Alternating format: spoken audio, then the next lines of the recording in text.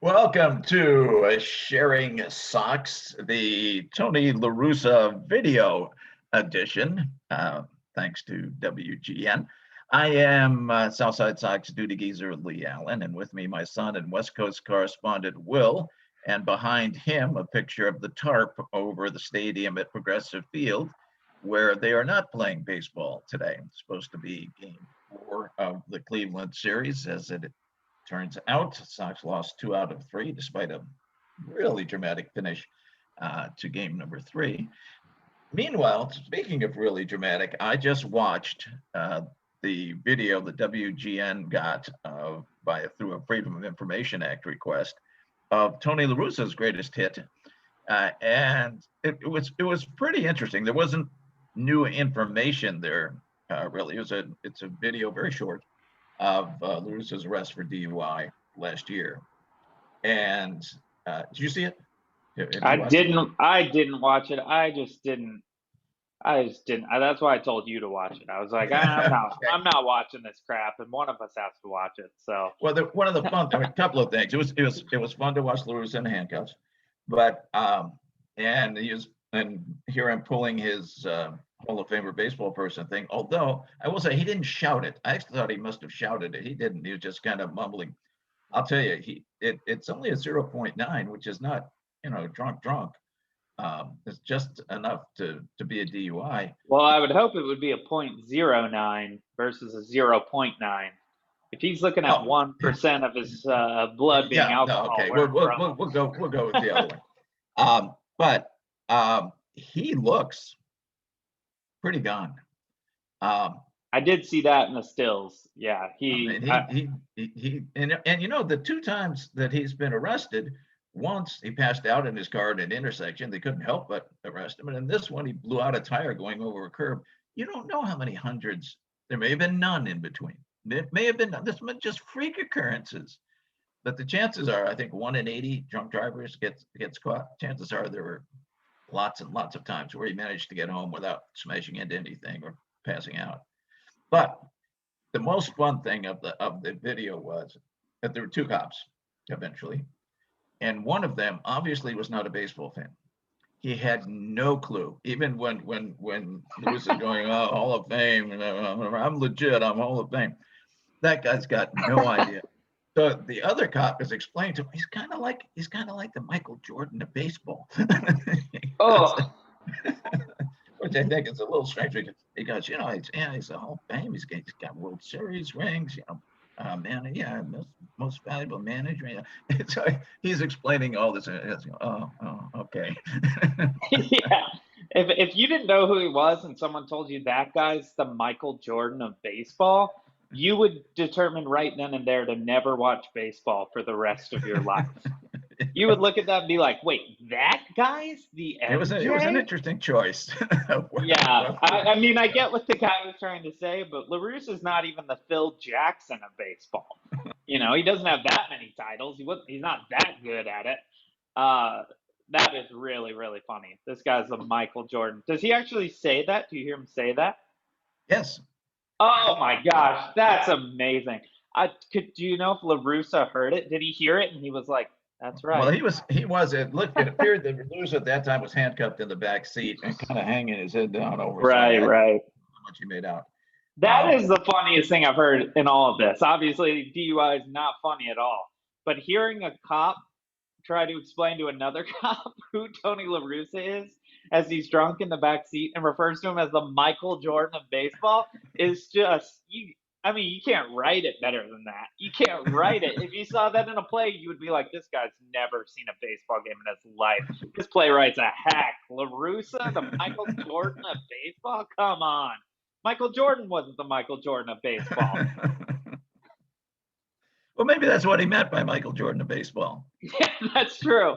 That's true. Yeah, he's on the scene for a little while and then messes up and decides to go do something else. Yeah, maybe that's what he was talking about. Meanwhile, and it was interesting. I some stuff that I've seen. There was some reference to the DUI, and it was on MLB Trade Rumors. And boy, he got a lot of defenders on there. And you started reading through more and more of them, and it was all because it was the .9. It says, oh no, that's not wrong. That's not even wrong. You can tell that these guys who've been arrested on DUIs before, and they're defending anybody who ever got it. It was a fascinating little bit there. Or if Anyhow, they have, things, or even if they haven't been, they know that they have driven at over .09. So they're just, it really is crazy, his defenders. And, Stone was defending La Russa yesterday on Twitter, not about that, just in general, and having some pretty nasty interactions with some fans. He did then come on and apologize and say that they had lost their, I think, dog that morning, and he was just like in a really terrible mood. And I thought it was really cool that he gave the reasoning for these interactions. And he was defending La Russa as a manager, not necessarily a person, but was saying like, all you guys do is critique and attack this guy, and here we are. And then he came on later and said the thing about his dog, which is very valid. He was in a bad mood. He was having some bad fan interactions. The fans don't make it easy on Steve Stone on Twitter.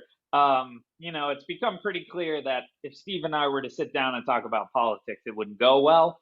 But he is also a huge proponent of leaving all that stuff out of it. But it was really interesting to see him defend La Russa and then come back on and sort of backtrack a little bit in terms of his tone in defending La Russa. But yeah, I mean, seeing La Russa in handcuffs, even in that still, was great. I wish he was in handcuffs all the time, because it would keep him from doing this to the bullpen when he's making a terrible bullpen decision, which he has been prone to do this year. But anyway, moving on. Speaking of those, though, if we go to just the most recent series with Cleveland in Game 3, where the Sox had this close to a comeback, a miracle comeback in the 9th inning, the manager who really, really screwed up is the future Hall of Fame manager. How Terry Francona left Karinchak in there when he gave 42 hits and 16 walks, and he's still out there on the mound, not finding the plate anywhere. And I really think it's only because I think it's because Mercedes has been in the huge slump ever since La Russa badmouthed him and everything. I think that's why Jose was swinging at a 2-0 pitch last night with the bases loaded against a guy who can't find the plate, because it was that thing that Jose gets into I've got to win this, or it's not going to get done. Well, he won. Mercedes is 4 for 40, last 41 or something like that. I mean, over 18 or 20, whatever it is, it's just awful. So I think Jose figured, I've got to get it done and not just tie it. I got to win this. And when he does that, he tends to swing at some pitches that maybe wasn't a good idea to swing at. Yeah, that was really, really bad at bat. Just shocking to cut it 2-0 on this. And yeah, I think you're exactly right. It's Jose getting in this is the chance to win. I've got to win it. When in reality, Karinchak probably does walk him in that at bat and tie the game. Speaking of Karinchak, though, what did you think about Stone pointing out the black substance in Karinchak's glove? Well, it was very quick in a way, and yeah, it was interesting. It was really interesting. What apparently is going, although it's interesting because he wasn't able to pitch at all anyway, but it apparently, from everything I'm able to see and read, is now almost universal. Yeah, I agree. Doctoring the ball is just what is being done. And there's some recommendation that if you stop that, you really, really stopped it, that it would put some more balance into pitcher versus batter. Here's why I think it's interesting, is that Stone brought it up late in the game. He saw it happening. And what's interesting to me is the mindset of pretty much everyone is doing this tells me that Stone saw something a little above what everyone else has been doing. And he was saying, there's black substance in a red glove, you're not even trying to hide that you're cheating. And there's nothing in the news about it at all today. Nobody seemed to care, but I thought it was really fascinating that Stone brought that up and pointed that out at such a key moment, because he is not one to accuse people of really anything. And to see that at that moment really made me think, something's up with this. There's I'm not a conspiracy guy, but Karinchak, who is oddly enough a conspiracy theory guy, Oh, is if he? you go down his rabbit hole, Karinchak, for all better words, seems like he's bonkers, and seems like maybe a guy who would potentially do a little cheating. So I don't know what's going to come of that, but I kind of liked them the other day against the Cardinals. There was that uproar about policing the Yeah. hat. I thought that made sense. I thought you got to police the hat. Why does the hat look like that? Police it. And the manager immediately defending the pitcher makes me think, yes, of course he was cheating. And then seeing it with Karinchak, it is a huge problem if it's becoming the norm, because the last thing these pitchers need, in terms of their advantage over the hitters, is a way to doctor this ball that they're already able to put insane spin rates on. And again, I agree that probably a lot of guys are doing it, but we got to put an end to that. And I think you're right that there's a good chance that if you can get people to stop doctoring the ball, you're going to see breaking balls that are a lot easier to hit, and that could level out some of this competitive advantage that the pitchers have over the hitters right now. But I was really surprised that he said it, and I think it's something that we really need to keep track of, and I admire him for pointing it out. Um, yeah, we'll see what happens with it, but I did not like the look of that substance in the glove.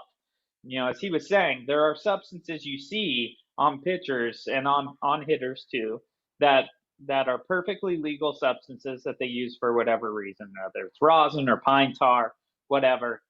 But a black spot in a red glove it doesn't look good, and I'm a little surprised we're not seeing more about it today in the news. There's nothing about it from what I can tell, uh, but that's something to keep an eye on for sure. Because Stone pointing it out, not that I think he's almighty, but I do listen to him a lot, and I thought it was really interesting for him to point that out on TV late in the game.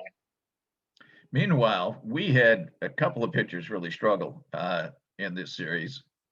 Carlos Rodon had his second bad game of the year.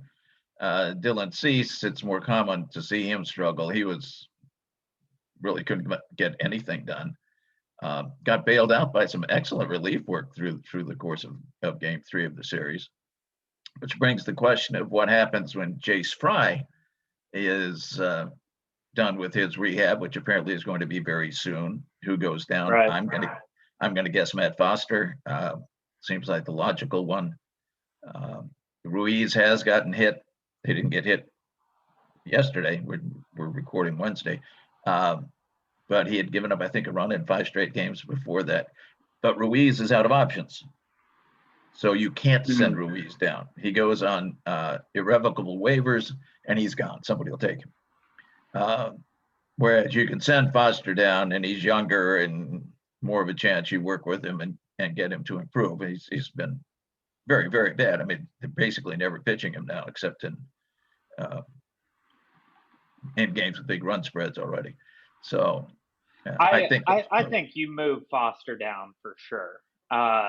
You don't want to lose Ruiz. I know that he hasn't been great, but he is a guy that you need guys who you can bring in low leverage situations. Not every reliever is coming into a high leverage situation.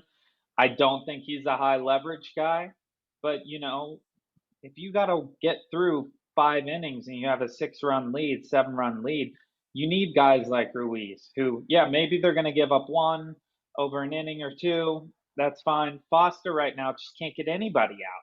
And I'm not giving up on Foster. I actually think Foster has some interesting talent, but he really needs to go back to the minors and work on that outside of a big league setting, because you're not going to work on it in the big league setting. You're going to go out and get smoked. it's the pros. So you don't have the opportunities to really work on your stuff mid-season in a relief capacity. He's got to go down to the minor leagues, work on it.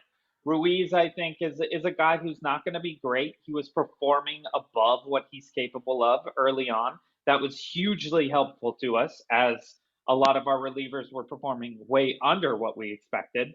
But I think Foster goes down. I think it's a no-brainer.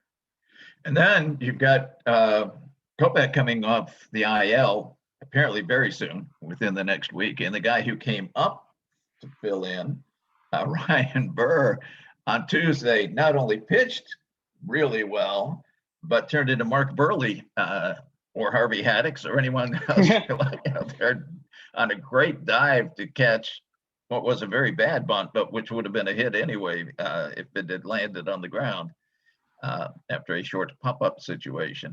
So I guess he'll go back down when Kopech comes back up. But there are other alternatives there too. There's some guys who are not pitching very well. Yeah, I mean, I think unfortunately for Burr, he is going to go down. You could never convince me ever that we should have him up instead of Kopech, which I know is not what you're saying, but Kopech's spot is secure on the team. Yeah, no, he's coming back. That's for sure. It's just a question of who else will go down. Well, we're talking about ups and downs. Let's see, we got Detroit coming up. That hardly counts as a major league series. And then Toronto, which will be very interesting challenge because we are nicely under 500 against any teams that are over it. And that's one tough team coming out of the American League East. But let's come back and talk about what happens with Adam Engel. Right. Yeah. So let's take a quick break. And when we come back, we'll talk about who's going where, who's moving. It is going to be a wild ride of trying to figure out how the hell to put this team back together once these guys start coming back. But let's take a quick break, and we will be right back on Sharing Sox. All right, welcome back to Sharing Sox. We just kind of talked about musical chairs in the bullpen, and now we're going to talk about musical chairs in the dugout. So we got Adam Engel potentially coming back. Adam Engel, who has been potentially coming back for months now, it seems like. Yeah. It just seems like we're always 1 week away from Adam Engel. Mysteriously, Charlotte had to get, their whole league took Memorial Day off. That seems weird. It seems like a day you'd want to play baseball. But then Tuesday night, he did not play. He's hitting 375, so it's not like he was benched. So I don't know if that means anything. They just had some guy that wanted to get in there. I thought maybe he was already packing his bags to come to Chicago. Yeah. But there's no indication of that on the White Sox sites.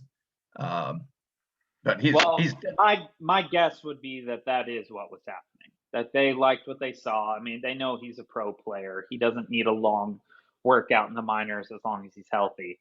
So my guess would be that they said, make sure this guy doesn't get hurt. We'll see him next week. I think we're going to have Engel up very soon. Again, I think that every week. So we'll see what happens. But what do you do? What's your move when Engel comes back? Well, of course, we agreed last week on this very show that the guy who has to go is Jake Lamb, who proceeded then to hit 500 with about, 26 homers in the last week, and to make a great diving catch in right field. So apparently the clue, and we need to get word of this to White Sox managers because we could get paid for this. Every time we badmouth a guy, he turns terrific. Now, the alternative is if we speak really well of someone, he tends to struggle. So we'll try to stay away from that. But Lamb apparently is going to stick around. Billy Hamilton, thank goodness, because I love Billy Hamilton, has proven that he's got to stay. Yeah, Billy's got it at this point. I mean, the home runs are the home runs, whatever. But the fact is, the guy's hitting better than we ever thought he would, and he is electric in the field. So, and on the bases. And on the basis he's such a crucial thing to have in your back pocket. The guy is lightning fast. Everyone knows this. I'm just saying stuff we all know out loud, but Billy has earned his spot. You get rid of Billy now, which would be the Reinsdorf move. It would be the La Russa move to send Billy down and bring up Engel, but it's not going to happen. Billy Hamilton's here to stay. My thought on Lamb is bye-bye. I still think that's the best choice, but I don't think it can happen because he's now got one of the highest batting averages and OPSs on the team, granted in a very small sample size. So we got Mendick. We've got Leury. And those probably are what it's going to, well, the one I think really should go down because I think he's done. I think he's finished. Is Eaton. Yeah, but I agree. That is not going to happen. You're paying him $8 or $9 million. He's Well, not going anywhere. And of course, as soon as Eaton going down crossed my mind, he hit the 2-run homer that won the game in one of the doubleheader games. Exact same thing with me. Right when he came up to bat, I was like, I had the thought of, who really should go down? Adam Eaton. What does this guy do? And then, of course, he had the huge home run. Yeah, Adam Eaton quits baseball forever the second you send him down. So if you send Adam Eaton down, you're just ending your tenure with Adam Eaton, which I'm fine with, but they won't be fine with. No. So Eaton is going to stay. Maybe it's not a bad thing to have one player who can speak to Tony. I don't know. Yeah, I mean, Mendick really makes sense to send down. I like Mendick. I think he's good. I also think he's good, interesting trade bait. Leury has been very underwhelming, but he's so useful to have as a guy who can really come in and play every position but catcher and maybe first, but he probably play first better than Lamb did. So I do think Mendick is probably going to be the one that goes down. And I don't necessarily think it's a bad thing for Mendick. Mendick he's not a great pro player. He was a Gold Glove finalist. I get that somehow, but I just don't know. I just don't know that he's really a guy that we need to keep up here. And I think maybe another team would want him at the deadline. It's interesting. I looked at some defensive evaluations this morning, and defensive ratings are so bizarre. The Sox, just on Fangraphs itself, at the top in User and near the bottom in defensive runs saved. How can that be? I don't understand how that can happen that way. But negative defensively, despite the fact that they make the occasional nice grab. Lamb, of course, very negative defensively. Leury is negative defensively. Vaughn is. Jose is, but I think that's from early season. He had 4 errors in the first couple of weeks. Yeah, he did not start well. No idea. I don't know if his hands were cold or what, but he's been just fine. He's been last year's Jose since then, playing extremely well. Catchers, of course, they're very negative. They get some framing points. They can't throw anybody out. Can't throw anybody out, and they're still committing interference regularly. They commit interference. They've got more than average pass balls and wild pitches. Other than the framing, it's frankly, if they go to electronic umpires strike zone stuff there, I probably don't need either one of these guys. Although Grandal, I saw this too, has the highest on base percentage by somebody hitting 130-ish in history by about 100 points. It would have to be. It would have to be. I'm looking at it right now. His on base percentage is 385. It's insane. Plus, his walks to strikeouts is 1-to-1. He's actually got more walks than strikeouts still, 42-40, which is just wild. I do want to just take a second so I don't forget to just, say to all those Moncada. There's been some Moncada haters on Sox. You're Twitter kidding? How could you? Early on this year. people saying, "Oh, Moncada's overrated. Moncada's this." Moncada has been my guy from day one. I defend Moncada endlessly on Twitter. He's my favorite player on the team right now. I honestly think the guy has potential to be a top 5 player regularly in Major League Baseball. And I just love that my boy, Yoan Moncada, is stepping up. He's proven me right. He's now batting over 300. His on base percentage is 430, which is just incredible. We talk about Grandal getting 42 walks. Moncada has 38 walks already. And Oh my goodness, I didn't realize that. Yeah, they're not pitching around him. This is just good, disciplined hitting. He is leading the team in strikeouts. I will admit he's got 61 strikeouts, but a lot of that is front loaded on the season. And now we see him up here. He's got 38 walks. His on base percentage is 430. He's hitting at key moments. He's hitting all over the field. He's hitting all types of hits, singles, doubles, home runs. I mean, the guy is just he might be the most underrated player in all of Major League Baseball right now, despite how, for a while everyone's saying he's going to be the next great player. I've got a remedy for him defensively too, because his throws are always perfect when he's on the dead run in whatever direction. But if he's standing still, I think Jose's going to end up really hurt stretching for some of these Moncada throws. So I think Moncada has to catch the ball. Even if he's just standing there when he catches it, he has to run real hard and throw it. I mean, I always felt that way when I was playing. When I would play shortstop, if you're running hard toward the ball, there's something about it that just makes it so much easier to really rocket a throw over. I'm sure it has to do with momentum and the way you're focusing so intensely on your target. It is really shocking how much worse he is at throwing when he stands still. But I get it. And I hope he can work it out where he can be just as good not on the move. Because on the move, he's the best third baseman in baseball. And you can challenge me on that all you want. I will not budge. On the move, Yoan Moncada is the most valuable third baseman in baseball. He's covering ground. He's making great stops. His throws are, hitting Jose in the chest at 90 miles an hour every time. It's really incredible. But it is also incredible how bad his throws are when he's just standing there. But, that again, this is a good opportunity for sports psychologists because that is all mental. It is all mental. The other thing that he's had the big problem with is pop-ups where somebody else is involved. I mean, he just either wants it and runs into somebody, or decides he doesn't want it and it drops. I don't know. But what I will say though is the whole team has been really terrible at it.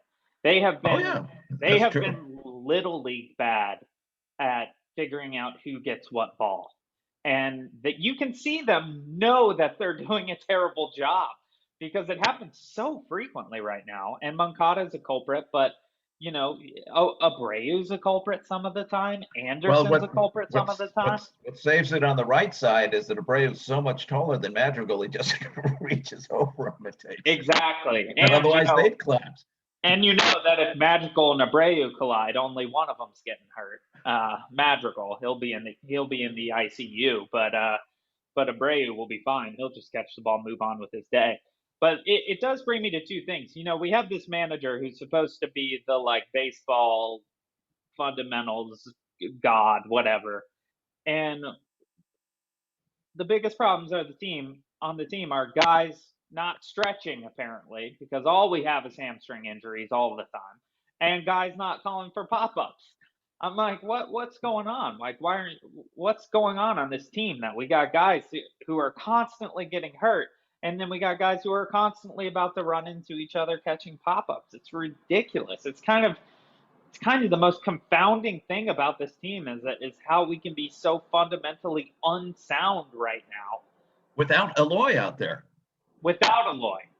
Which, even Luis Robert taking one off the dome at the beginning of the year, which, you'll never be able to convince me that he's not an amazing fielder.